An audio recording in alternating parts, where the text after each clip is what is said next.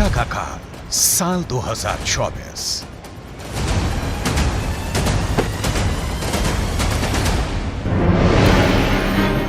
Gaza युद्ध को लगभग 3 महीने होने जा रहे हैं, लेकिन अभी तक इजरायल की आईडीएफ गाजा से हमास लड़ाकों का सफाया नहीं कर पाई है। हालांकि पिछले 36 घंटों में इजरायली सेना ने हमास के लड़ाकों के साथ साथ 200 से ज्यादा फिलिस्तीनियों को मार डाला है। हैरानी की बात तो यह है कि इजरायली सेना पर पिछले 2 हफ्तों से अचानक हमास के लड़ाकों ने उत्तरी गाजा और दक्षिणी गाजा में जबरदस्त हमले शुरू कर दिए हैं। साल के आखिरी दिन 31 दिसंबर 2023 को हमास की तरफ से जारी किए गए इस वीडियो को देखिए, जिसमें हमास के लड़ाके इजरायल के टैंक बख्तरबंद लड़ाकू वाहनों पर बेहद पास से हमले कर रहे हैं।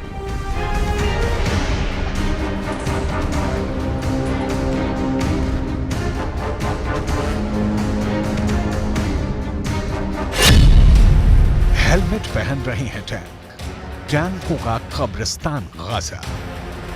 हमास का टैंकों पर हमला। 31 दिसंबर 2023 को हमास की तरफ से जारी इस वीडियो को देखिए, जिसमें हमास लड़ाके बेहद करीब से इजरायली टैंक के ऊपरी हिस्से पर सीधा हमला कर रहे हैं। हमास का दावा है कि यह हमला इजरायली टैंकों पर दक्षिणी गाजा के खान यूनुस में किया गया है। हमास का दावा है कि यह हमला 30 दिसंबर 2023 को इजरायली टैंकों पर हुआ है।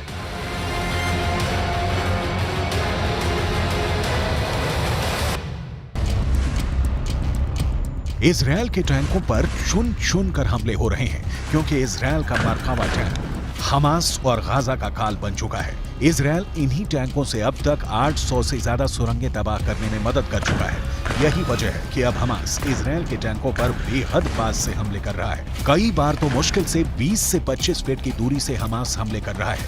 हमास के रॉकेट इजरायली टैंकों के हैच वाले यानी ऊपरी हिस्से पर सीधा हमला कर रहे हैं, जिसकी वजह से टैंक बर्बाद हो रहे हैं।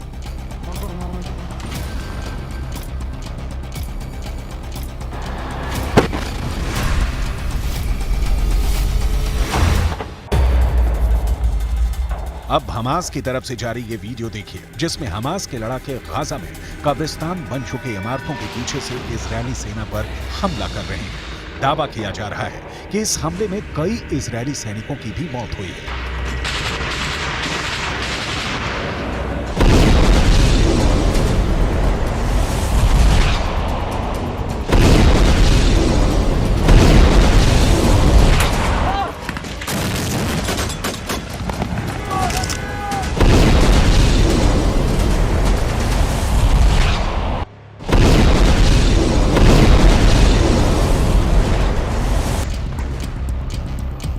इसी तरह से हमास ने 28 दिसंबर 2023 को इजरायली सेना पर मध्य गाजा में ब्यूरिस शरणार्थी शिविर इलाके में इजरायली सेना पर हमला किया है। टैंक और पैदल सेना पर हमास इसी तरह से हमला कर रहा है। दावा किया जा रहा है कि इस इलाके में अभी भी इतनी ज्यादा सुरंगें बची हैं, जहां से अचानक हमास के लड़ाके हमले कर रहे हैं।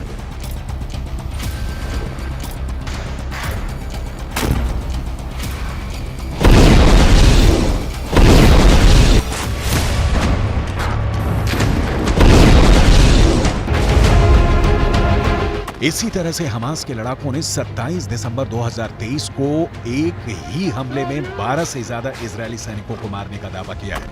हमास का ये वीडियो किस जगह का है ये तो नहीं पता, लेकिन वीडियो में इजरायली सेना पर हमास के लड़ाकों के हमले साफ देखे जा सकते हैं। यही वजह है कि इजरायली सेना के मरकावा टैंक के ऊपर शील्ड लगाई जा रही है, ताकि टैंकों को तबाह होने से बचाया जा सके। इजरायल की मौत बना हमास का सुरंग युद्ध।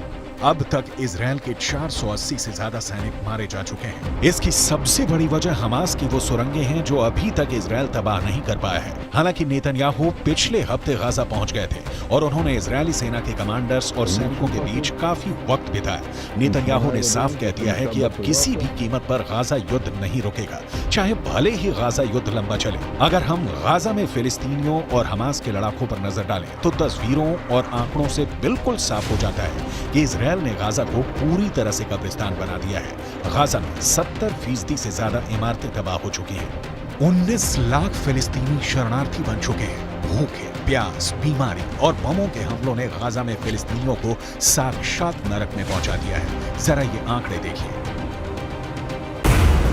7 अक्टूबर से अब तक गाजा में इजरायली सेना ने 22,000 से ज्यादा हमले किए हैं, जिसकी वजह से गाजा की 70% इमारतें खंडहर हो चुकी हैं।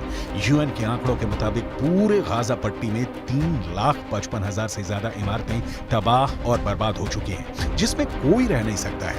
इसके अलावा स्कूल, कॉलेज की 370 से ज्यादा इमारतें पूरी तरह से इजरायली हमलों में जमीन में दफन हो चुकी हैं, जो इजरायल के खौफनाक हमलों का जिंदा सबूत है। 7 अक्टूबर 2023 से अब तक गाजा पट्टी में इजरायली सेना ने हमास के ठिकानों पर जबरदस्त हमले किए हैं, जिसकी वजह से 230 से ज्यादा मस्जिदें और पूजा घर गाजा पट्टी में तबाह और बर्बाद हो चुके हैं।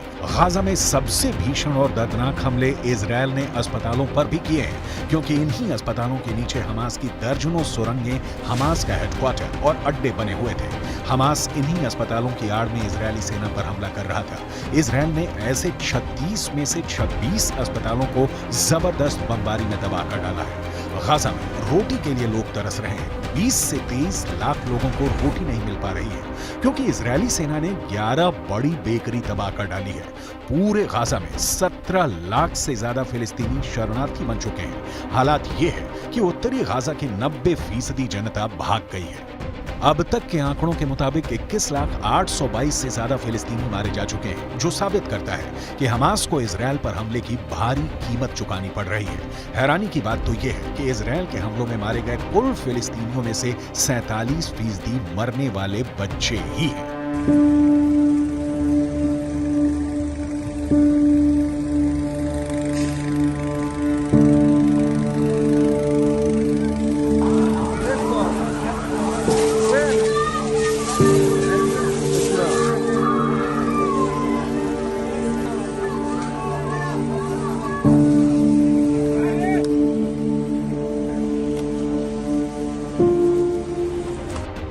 इन्हीं हालातों को देखकर हमास, हिजबुल्ला और ईरान अब इजरायल से आर पार की जंग का ऐलान कर चुके हैं। लेकिन नेतन्याहू ने साफ चेतावनी दे दी है कि कोई जिंदा नहीं बचेगा। לוחמים על הקרקע, לפעמים גם מתחת לקרקע, ויש לנו עיניים בשמיים. אנחנו אומרים למחבלי החמאס, אנחנו רואים אתכם ואנחנו נגיע אליכם. אנחנו ממשיכים במלחמה, מעמיקים את הלחימה בדרום הרצועה ובמקומות אחרים. אנחנו נלחמים עד הסוף, ובעזרת הטכנולוגיה המתקדמת ביותר. उत्तरी गाजा पर इजरायली वायुसेना के लड़ाकू विमानों ने हजारों बम गिराना शुरू कर दिया। इजरायल की कॉर्पोरेट बॉम्बिंग ने देखते ही देखते उत्तरी गाजा में इमारतों को जमीन में दफन कर दिया। यहां तक कि उत्तरी गाजा में इजरायली सेना ने मरकावा टैंक से हमले शुरू कर दिए। इजरायली डिफेंस फोर्स की रीढ़ मरकावा टैंक पर हमास के लड़ाकों ने भी जबरदस्त पलटवार किया और कई दर्जन टैंक लगभग 90 दिन की जंग में तबाह कर दिए। हमास के लड़ाकों ने सुरंगों से निकलकर उत्तरी गाजा में हमले किए। इजरायल ने लगभग 90 दिन की जंग में हमास के टॉप कमांडर्स को चुन चुन कर मारा है।